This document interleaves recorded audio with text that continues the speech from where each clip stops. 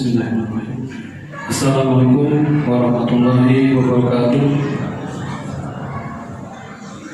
Alhamdulillahirabbil alamin wassalatu wassalamu ala asyrofil anbiya'i wal mursalin sayyidina Muhammadin wa ala alihi washabbihi ajmain.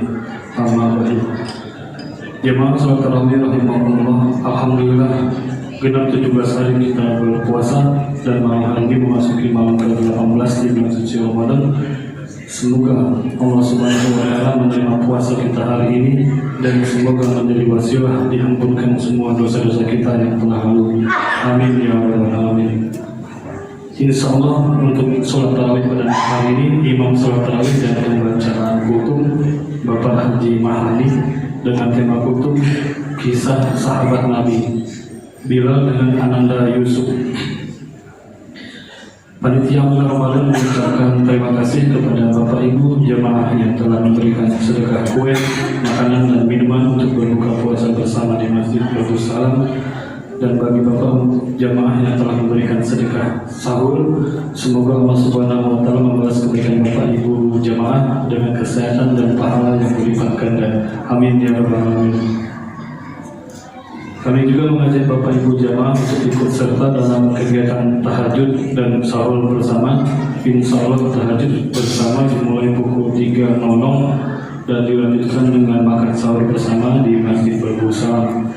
Alhamdulillah telah bersedekah 11 jamaah donatur sahur bersama, dan bagi Bapak Ibu yang ingin ikut bersedekah untuk makan sahur bersama kami persilakan.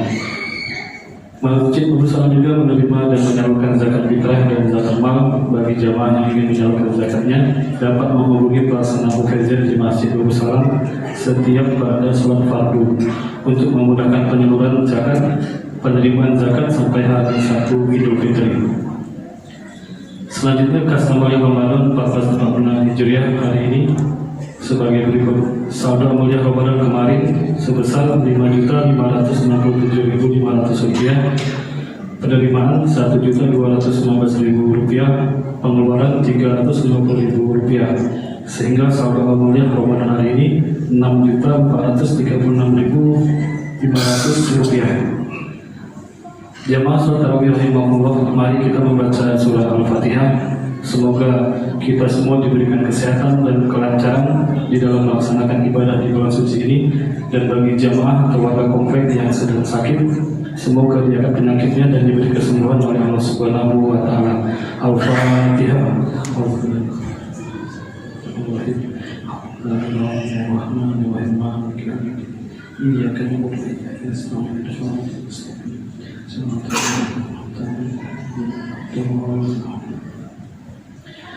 Akhir kata demikian dapat disampaikan. Atas perhatiannya diucapkan terima kasih. Wabillahi taufiq wal hidayah. Wassalamualaikum warahmatullahi wabarakatuh. Kepada Bapak Haji Marani, waktu dan tempat dipersilakan.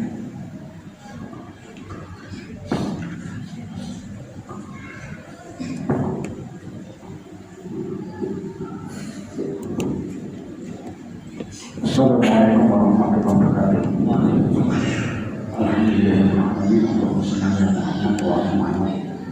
Bapak Ibu jemaah sholat isya dan tarawih dan Allah Subhanahu wa Ta'ala. Pertama-tama saya senantiasa untuk berpesan agar kita untuk berusaha meningkatkan takwa kita kepada Allah Subhanahu wa Ta'ala, karena takwa ini luar biasa. Takwa inilah yang akan Allah, kepada orang yang takwa inilah yang akan Allah berikan surga yang luasnya seluas langit dan bumi. Dan kata Allah itu, berbekalah kamu dan sebaik-baik bekal itu adalah takwa. Kemudian Allah juga berfirman, sesungguhnya orang yang paling mulia di antara kamu itu adalah orang yang paling bertakwa. Kemudian dalam surah Al-Qamar jika Allah berfirman yang artinya, barang siapa yang bertakwa kepadaku, maka kata Allah akan aku berikan baginya jalan keluar dari segala kesulitan, dan aku akan berikan kepadanya rezeki dari arah yang tidak disangka-sangka. Jadi sesungguhnya puasa yang kita jalankan ini adalah bentuk rahmat dan kasih sayang Allah kepada kita, karena kata Allah itu Hai orang-orang yang beriman, berpuasalah kamu sebagaimana orang-orang dahulu berpuasa agar kamu menjadi orang yang bertakwa. Jadi memang puasa ini merancang agar kita menjadi orang yang bertakwa. Kemarin sudah saya sampaikan apa ciri-ciri orang bertakwa itu. Yang pertama, orang bertakwa itu senantiasa beribadah kepada Allah, kemudian terbiasa dalam jiwanya untuk menafkahkan hartanya baik dalam keadaan sulit maupun dalam keadaan lapang, kemudian bersabar dan kemudian mampu menahan amarah. Jadi kalau nanti kita selesai puasa memiliki sifat-sifat itu, insya Allah kita akan mendapatkan kriteria orang yang takwa. Maka oleh karena itu kita harus senantiasa mengevaluasi kualitas dari puasa yang kita laksanakan. Ya. Apakah kualitas puasa kita itu sudah baik atau tidak? Kalau tidak, dan kalau belum mendatangkan ciri-ciri takwa, maka kita akan lihat harta yang kita makan. Ya. Jadi ada kisah yang menarik seperti kisah apa? Buku karangan H.I. Munajim. Judulnya itu Selirit Sakian. Jadi ini cerita yang dibuat oleh M.H.I. Munajim berdasarkan pengalaman spiritual, novel. Jadi maksudnya begini, dalam kampung itu hidup seorang kiai Pak, sangat taat, sangat alim, sangat dikagumi oleh orang kampung dan sangat dimuliakan oleh murid-muridnya. Suatu ketika meninggal sang kiai, lalu muridnya bermimpi. Malam pertama mimpinya, kok ngelihat sang kiai ini berada dalam kubur dalam keadaan yang kesulitan. Malam kedua juga sama, malam ketiga juga sama, sehingga sang muridnya bertanya, Pak Ustadz itu kira-kira apa kira-kira gerangan yang menyebabkan Pak Ustadz ini mengalami keadaan yang sedemikian? Lalu kata Pak Ustadz itu, Pak, kata gurunya itu bercerita, dulu suatu hari saya itu undangan doang makan, lalu daging itu terlilit ke gigi, selilit ke gigi. Lalu dari pulang perjalanan saya itu melihat ada pagar itu sudah rusak Pak, roboh pakai bambu itu. Lalu diambilnya tanpa seizin yang punya pagar Pak, tanpa orang yang punya rumah itu. Lalu diambilnya karena kan dia berpikir, oh ini pagar juga sudah roboh, tidak ada gunanya. Diambilnya lah itu bambu itu, dibuatnya tusuk untuk mengeluarkan silitnya. Jadi itulah yang menyebabkan keadaan sang kiai sepusan itu merasakan kesulitan dalam kubur.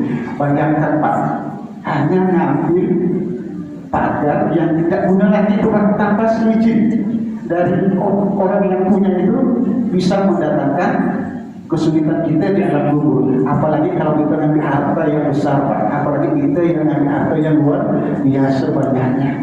Baik. Jadi maka kita harus hati-hati, harus selalu melihat harta yang kita makan, pakaian yang kita pakai, sumbernya itu apakah dari hasil yang halal atau yang tidak halal. Kadang-kadang kita itu Pak, kalau makanan yang haram kita gampang tuh nolak tuh. Tapi kalau kita memakan harta yang prosesnya bukan enak-enak aja kita makan, maka itu yang harus kita tanamkan dalam diri kita. Bapak Ibu jamaah sholat Isya tarawih yang dirahmati Allah Subhanahu wa taala, dalam surat Al-Balad, wa ma ta'amal aqobat faqrobat au inna fi yawmin masqobat ya fi manza maqobat au miskinan za maqobat. Artinya itu kata Allah, dan tahukah kamu apakah jalan yang mendaki dan suka itu? Kata Allah, yaitu memerdekakan budak atau memberi makan orang pada hari terjadinya kelaparan, atau memberi makan kepada anak yatim yang masih ada dalam kekerabatan, atau memberi makan kepada orang miskin yang sangat fakir. Jadi itu Pak sudah diingatkan oleh Allah itu kepada Rasulullah bahwa jalan yang paling sulit, jalan yang paling sukar itu ternyata apa? Ternyata adalah mengajak orang itu untuk bersedekah, mengajak orang itu untuk berinfak. Itu yang kata Rasulullah itu jalan yang sukar dan mendaki dalam surat Al-Baqarah. Jadi oleh karena itu Bapak Ibu, dalam kesempatan yang baik ini saya akan bercerita tentang sahabat Rasulullah yang luar biasa, yaitu Abdurrahman bin Auf. Jadi Abdurrahman bin Auf ini termasuk ke dalam sahabat Rasulullah yang disebut dengan as-sabiquna awwalun, 10 orang pertama masuk Islam dan dijamin masuk surga. Apa misalnya? Jadi singkat saja, Abdurrahman bin Auf ini Pak masuk Islam itu dalam umur relatif muda, usianya 31 tahun, selisih 10 tahun dengan Rasulullah. Dia dicatat sebagai orang yang sangat dermawan, ya, sangat dermawan, mempunyai kecerdasan dalam berdagang. Ya, jadi banyak hartanya itu diinfakkan, disedekahkan untuk perjalanan, untuk perjuangan dakwah Rasulullah. Jadi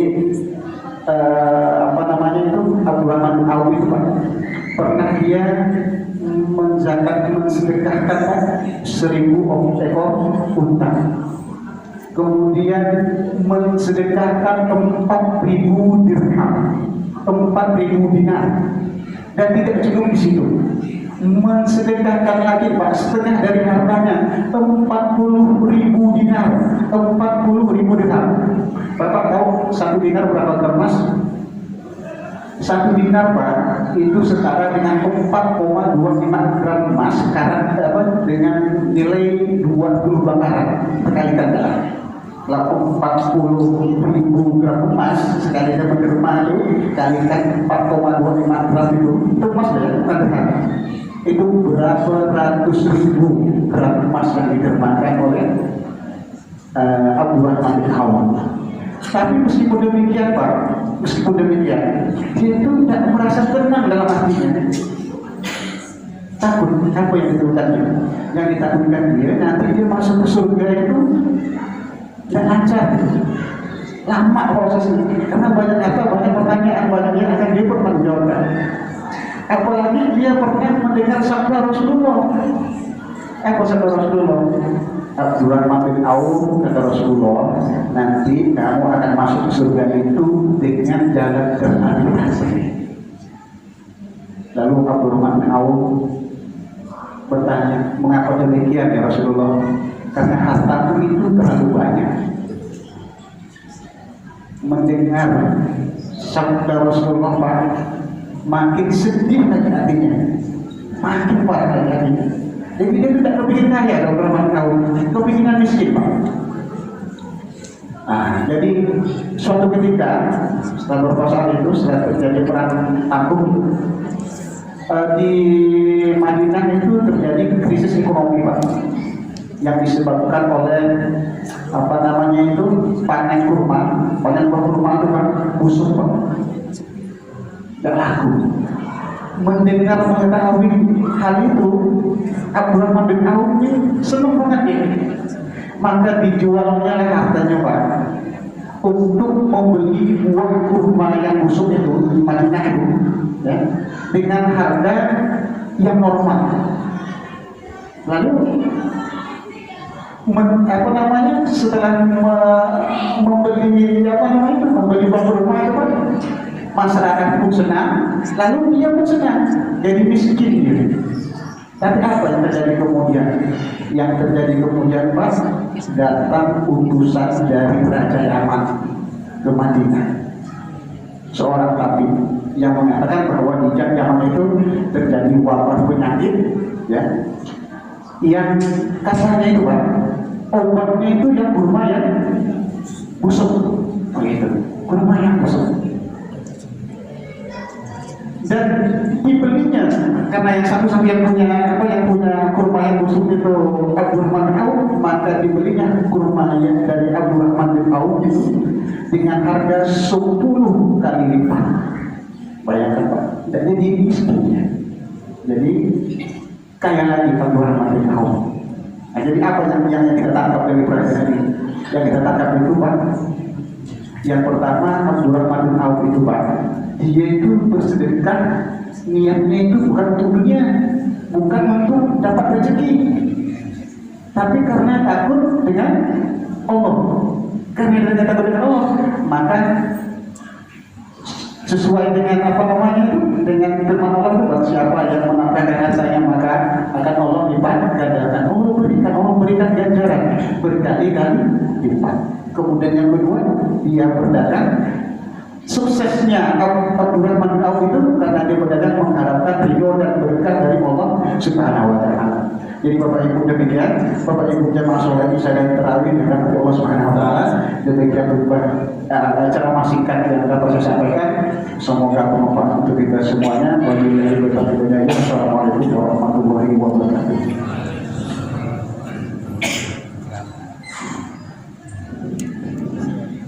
Sallu sunatan tarawih rakaat di jami'a rahimakumullah.